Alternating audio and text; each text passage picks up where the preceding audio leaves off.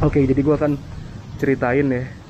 Mbah Darso tuh sebenarnya dia adalah dukun di sini. Tapi astagfirullahalazim.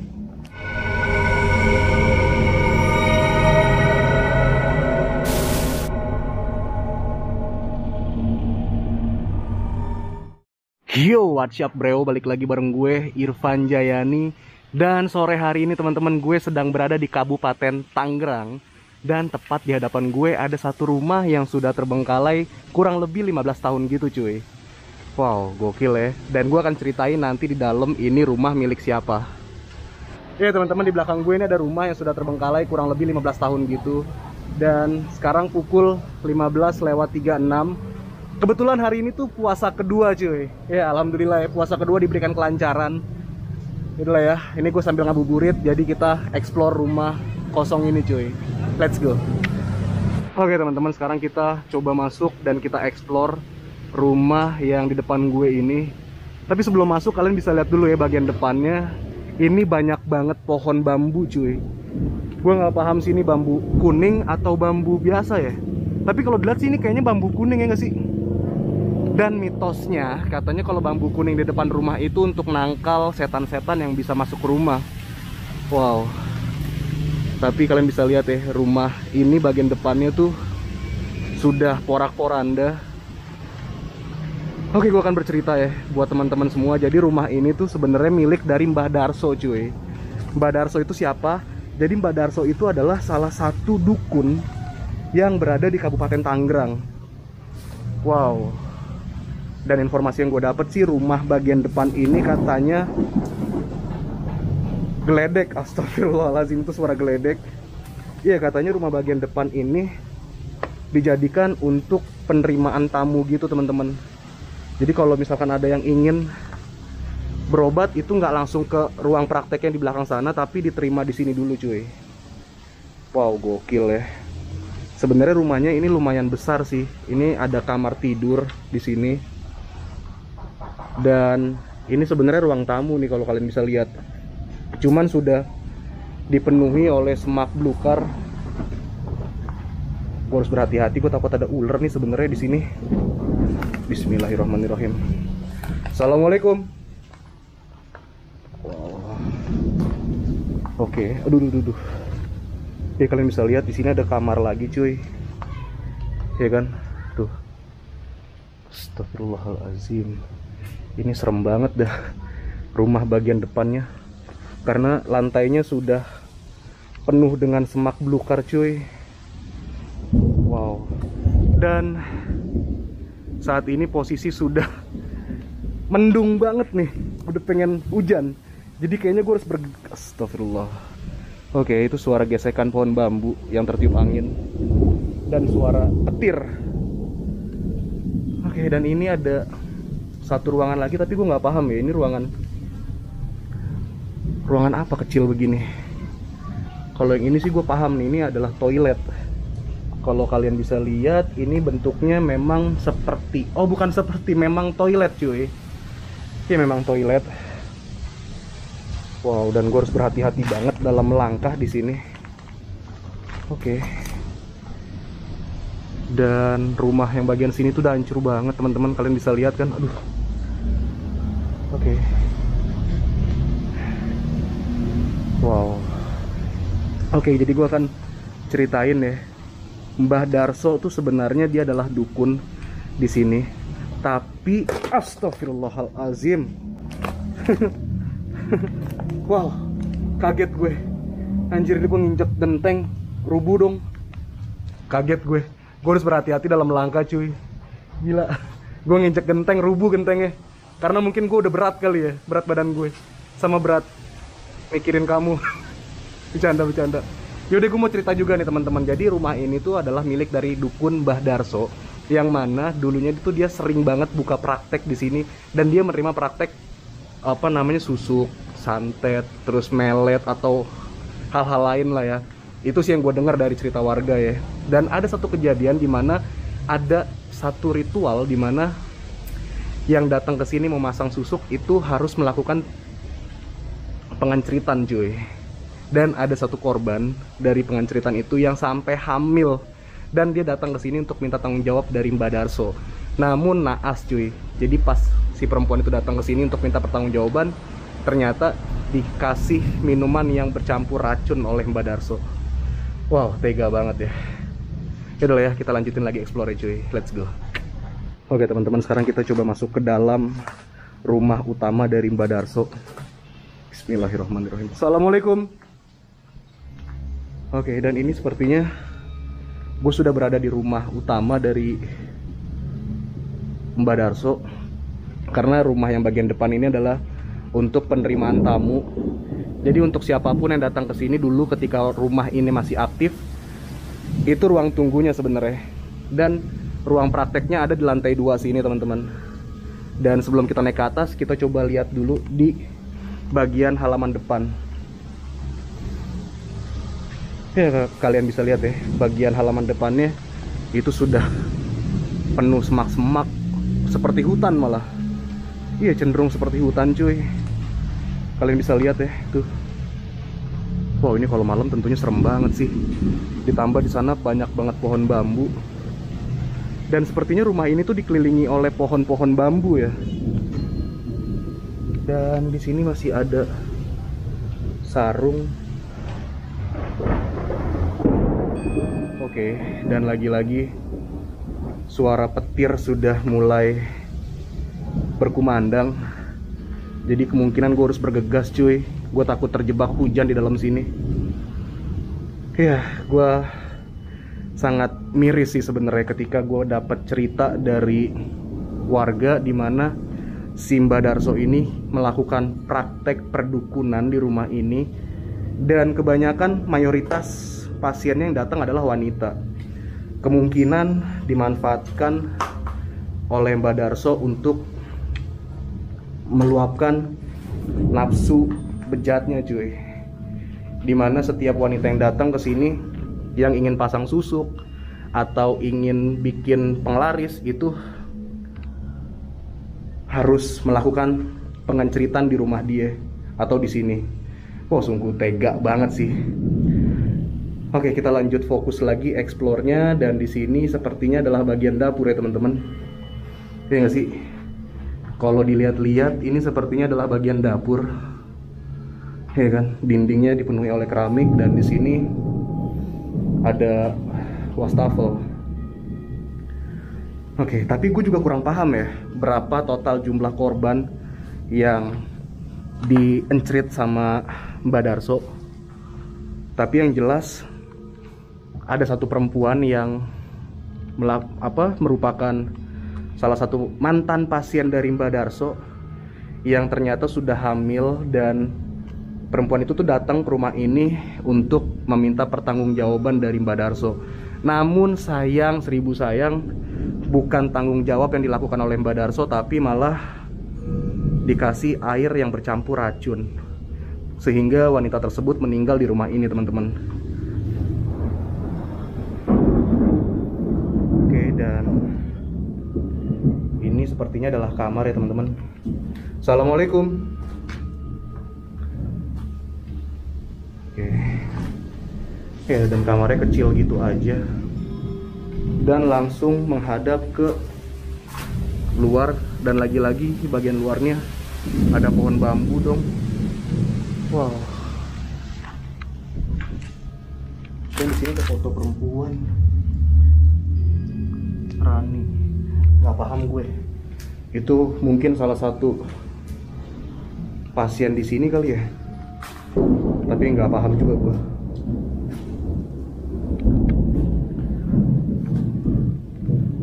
Assalamualaikum. Oke, dan di sini ada satu kamar lagi teman-teman. Dan sepertinya kamar ini sudah, ya kalian bisa lihat sendiri ya, dipenuhi oleh sarang semut, dan sampai ada meja yang sudah habis dimakan rayap teman-teman. Ada BH dong. Iya, itu kalian bisa lihat nggak sih? Ada BH yang nyangkut di meja.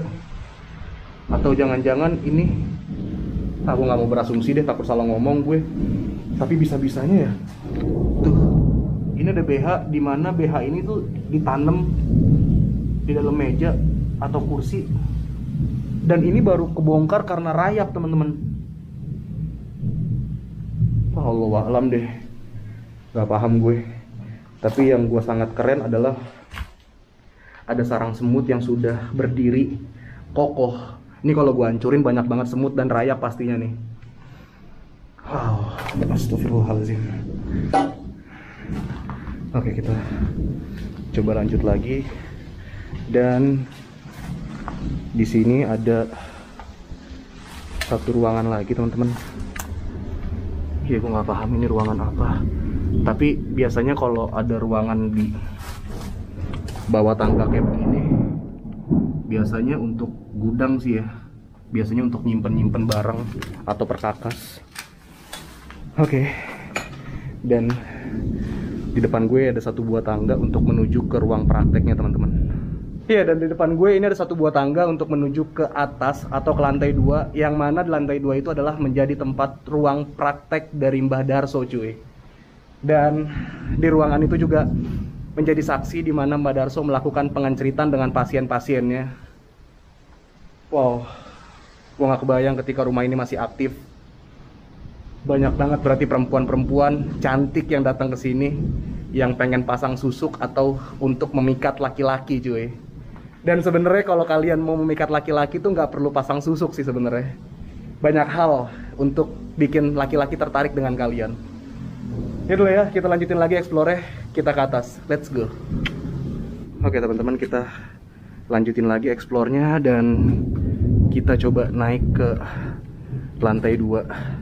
Dan gue harus berhati-hati banget karena gue takut tangganya rapuh dan malah membahayakan diri gue sih. Ini juga tangganya nggak ada pegangan dong, kalian bisa lihat. Ya kan, aduh kepentok kepala gue, suwe. Iya, dan banyak banget sarang laba-laba. Iya, sarang laba-laba warna hitam nih biasanya punya venom nih. Astagfirullahaladzim. Halo? Ada orang? Halo? Oke, mungkin suara dari luar kali ya cuy.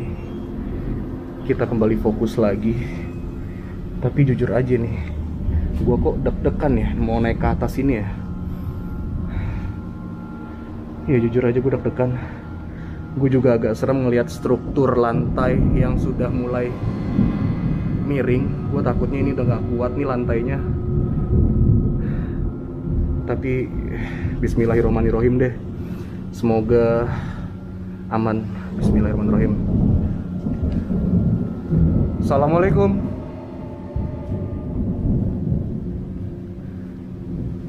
Dan ditambah backsoundnya ini sekarang suara geluduk dan gerimis-gerimis mengundang cuy. Wow. Tapi gue nggak paham nih di sebelah mana ruang praktek dari Mbah Darso. Ini ada 2 kamar. Mungkin yang ini kali ya, yang ruang pojok, karena di situ ada tikar tuh. Oke, nanti kita akan masuk dan kita review 2 kamar ini. Tapi sebelumnya gue pengen ke atas dulu nih, ke ruang balkon. Oh bukan ruang, sorry, ke bagian balkon. Aduh gila, gue ngomong jadi belibet. Jujur aja gue disini saat ini merasakan hawa yang kurang sedap. Kalian bisa lihat itu ada kain merah. Gue nggak paham itu apaan ya. Kain merah di atas sana. Bendera kali. I don't know, nggak paham gue. Oke, dan ini adalah balkonnya ya teman-teman tuh. Kalian bisa lihat. Wow, ini keren sih sebenarnya balkonnya nih. Tuh ya kan. Untuk sore-sore tuh nyantai di sini sebenarnya asik banget gak sih? Ini ada apaan ya? Ini ada bangke ini dong. Kelelawar. Ini bangke kelelawar cuy. Wow, bisa-bisanya. Oke. Dan informasi yang gue dengar juga setelah rumah ini kosong, ada sering penampakan dari warga yang melihat sesosok wanita yang sedang menggendong anak di atas balkon sini teman-teman. Wow, atau mungkin itu jangan-jangan sosok dari wanita korban Mbak Darso kali ya. Tapi Allahu a'lam, gue juga nggak bisa memastikan. Ya teman-teman, informasi yang gue dapat dari warga sekitar, katanya kalau malam-malam itu sering banget ada penampakan sosok wanita yang sering menggendong anak di atas balkon sini. Tuh di atas sini tuh sering banget katanya. Dan gue nggak paham ya itu sosok wanita yang menjadi korban praktik pengenceritan dari Mbak Darso atau bukan, gue nggak paham. Tapi yang jelas gue dapat informasinya seperti itu. Jadi kalau warga lewat nih malam-malam, terutama malam Jumat ya, itu sering banget katanya ngelihat ada perempuan yang berdiri di sini sambil gendong anak. Allahu a'lam, balik lagi, gue nggak tahu itu bener atau nggak ceritanya. Tapi yang pasti gue sekarang pengen lanjutin lagi explore gue karena sekarang sudah pengen hujan. Gue takut kejebak hujan di sini cuy. Itulah ya, kita lanjutin lagi explore ya. Let's go. Oke teman-teman, sekarang kita tinggalin dulu bagian balkon yang mana sering banget ada penampakan sosok wanita yang sedang menggendong anak di bagian sini. Iya, gue nggak paham sih sosok tersebut tuh merupakan salah satu korban dari Mbak Darso atau bukan. Tapi yang jelas gue pengen lanjutin lagi explore ruangan-ruangan yang ada di atas ini teman-teman. Dan ini ada toilet. Ya, kalian bisa lihat ini toiletnya sudah tinggal kloset doang. Wow. Gua di sini mulai merasakan hal yang tidak nyaman. Entah kenapa cuy, gua nggak paham. Tapi gua kayak ngerasa sedang diawasi oleh sesuatu. Dan jujur aja, gua nih berdiri di sini tuh agak ngeri-ngeri sedep sih.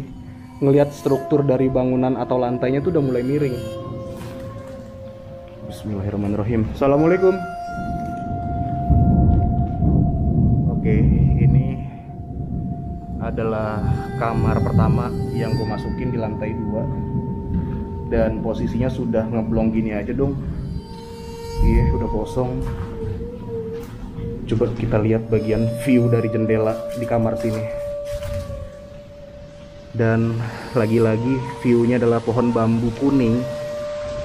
Dan fiksi rumah ini tuh dikelilingin sama bambu kuning cuy. Wow, cukup punya selera yang keren Mbak Darso. Astagfirullahaladzim, gue mulai ngerasa serem di ruangan ini. Assalamualaikum. Astagfirullahaladzim, gue kayak nggak dengar suara timpukan barusan ke tembok sini. Tapi entahlah itu suara apa. Abaikan, fokus lagi explore. Dan ini adalah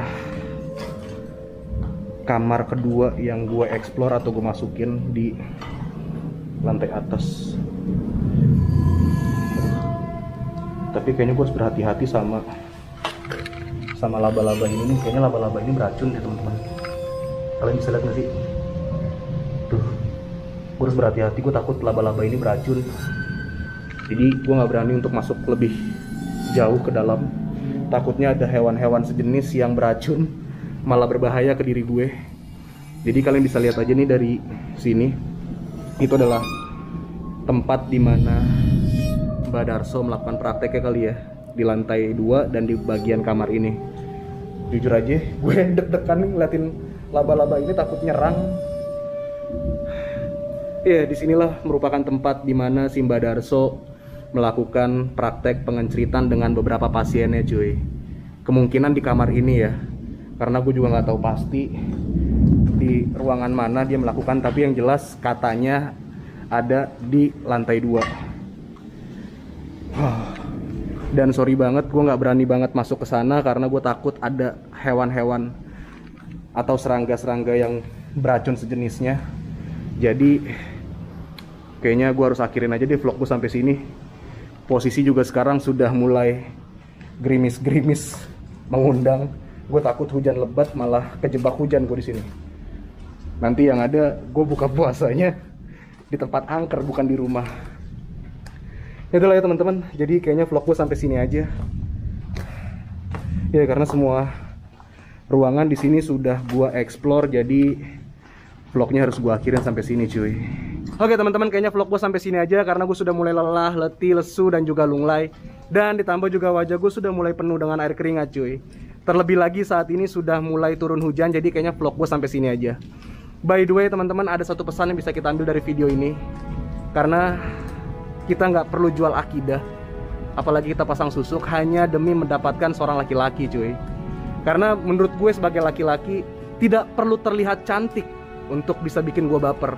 Cukup hanya dengan perlakuan-perlakuan spesial, tanda kutip kecil, yang mana itu tidak pernah terfikirkan oleh seorang laki-laki.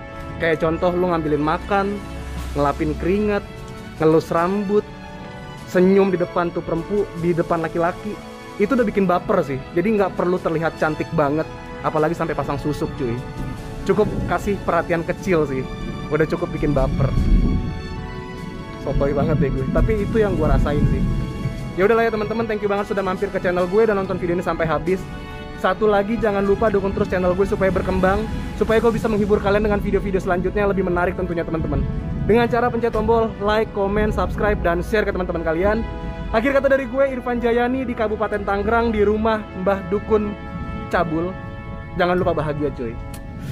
Raos pisan euy.